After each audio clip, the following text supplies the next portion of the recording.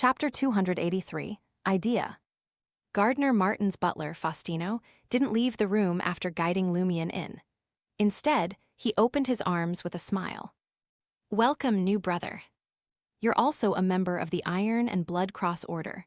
Lumion was taken aback at first, but then he accepted it as a matter of fact. A butler, as the master's eyes, ears, and limbs, likely knew many of Gardner Martin's secrets. So it made sense that he either promoted Faustino to be a member of the Iron and Blood Cross Order or had a member of the order become his butler. Lumion observed Faustino's slightly gray temples, sunken eyes, and light blue eyes, then embraced him warmly. "Thank you." Faustino, dressed in his butler attire, went to the dining table and pulled out a chair at the west end, saying to Lumion, "Sit here." Lumion nodded and settled down, feeling strangely at home. Of course, thanks to Auror's education, he had avoided the habit of raising his legs and crossing them at the edge of the dining table. Faustino seated himself beside Lumion and briefly explained, "A few more brothers will come later." 15 minutes later, the rest of the Iron and Blood Cross Order members arrived. Following Faustino's introductions, Lumion embraced each one. They were Vincent Lorraine, representing Gardner Martin in the wrist dock operations, was under 30 years old with a typical Inties look, black hair, blue eyes, refined appearance, and slender figure. He didn't strike Lumion as a beyonder of the hunter pathway, as he didn't differ much from ordinary white-collar workers, but that begged the question, how did he survive the vigil? Parsifal, who helped Gardner Martin manage the depot and freight company, appeared as an average middle-aged man with slightly disheveled brown hair and amiable brown eyes when he smiled. However, his emotionless gaze gave Lumion chills, making him wary. Not in charge of specific matters, Alba seemed to operate in the dark and had a hint of red in his hair. His sharp brown eyebrows and eyes made him rather handsome, but he had a less likable appearance. There was also an acquaintance of Lumion's, Bloodpalm, Black of the Save-Imab. As the manager of Le Marché du Quartier du Gentleman, he was dressed formally, had brown hair and blue eyes, and enjoyed a cigar with a warm smile.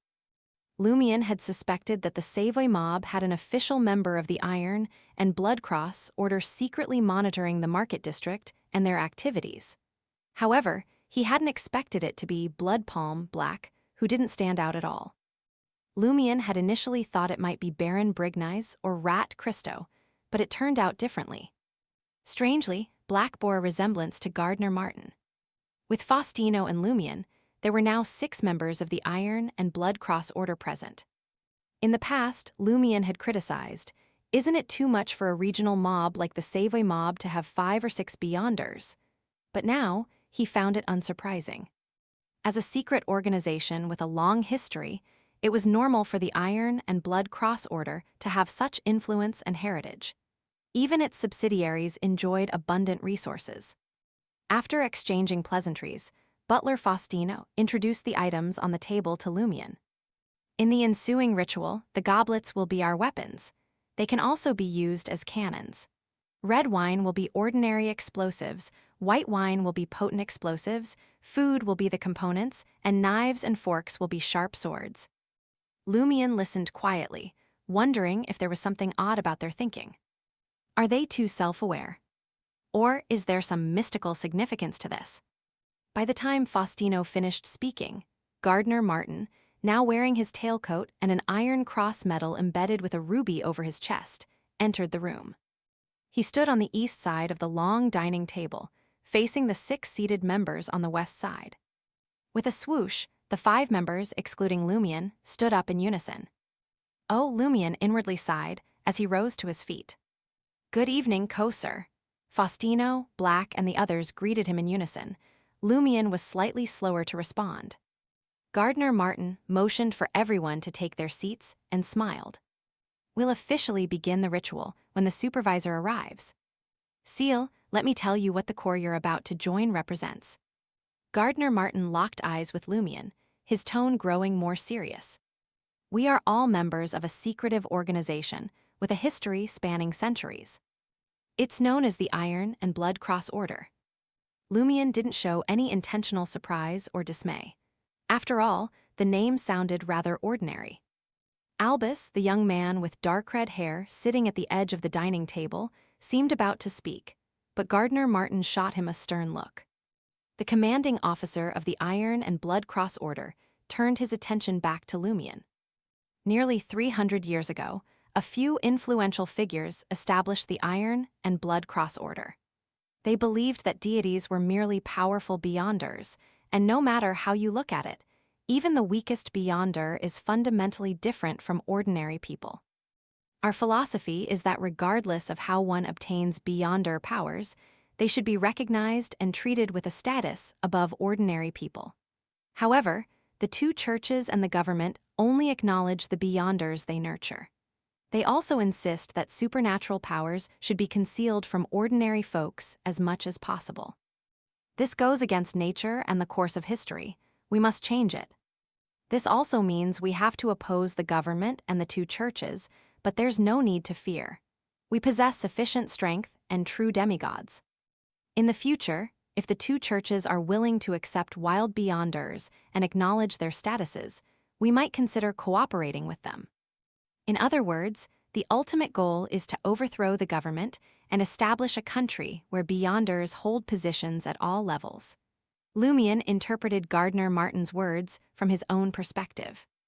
Gardner Martin glanced at the 6 members of the Iron and Blood Cross Order, seated opposite him, and smiled once more.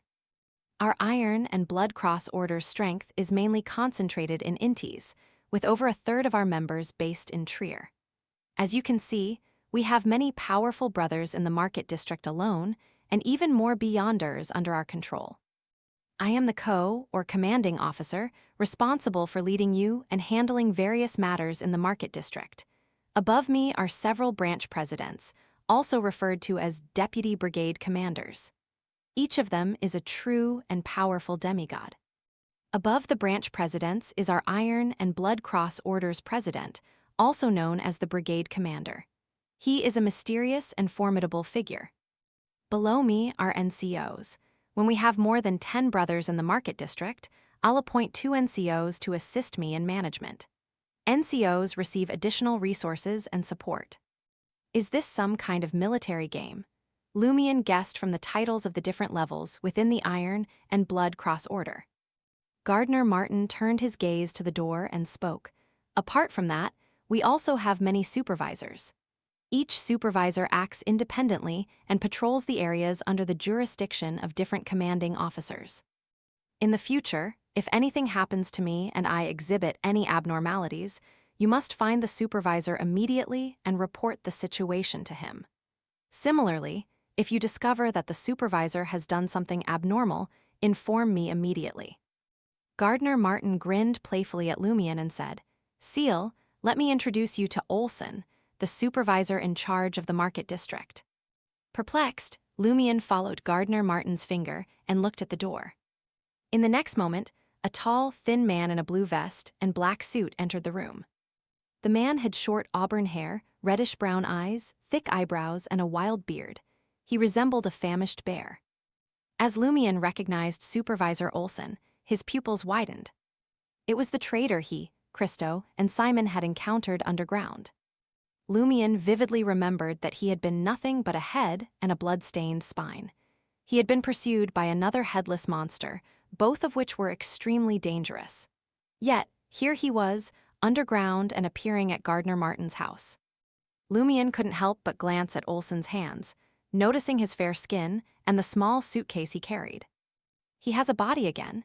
Has he merged with the headless monster? Lumion's mind raced as he observed Olsen approaching Gardner Martin. He began to suspect that the two monsters they had encountered during the transaction were illusions created by Olsen. There was nothing abnormal about him. Since the transaction had been a test, it wasn't surprising that the monster had been fake. But was it not too realistic? Lumion watched with suspicion as Gardner Martin and Olsen each took a goblet and addressed everyone present, "Load the explosives." Albus, Parsifal, and the other members of the Iron and Blood Cross Order placed a goblet in front of them and poured alluring red wine into them. So this is how you load explosives. Lumion recalled Faustino's words about goblets being weapons or cannons and wine being explosives. After filling the cannons with explosives, Gardner Martin called out, "Attention! Port arms!" In an instant, everyone stood up and placed their right hands on the goblets filled with red wine. "Present arms," Gardner Martin gave another command. In unison, he raised the goblet to his chest. Lumion marveled and followed suit, imitating the actions of the other members around him.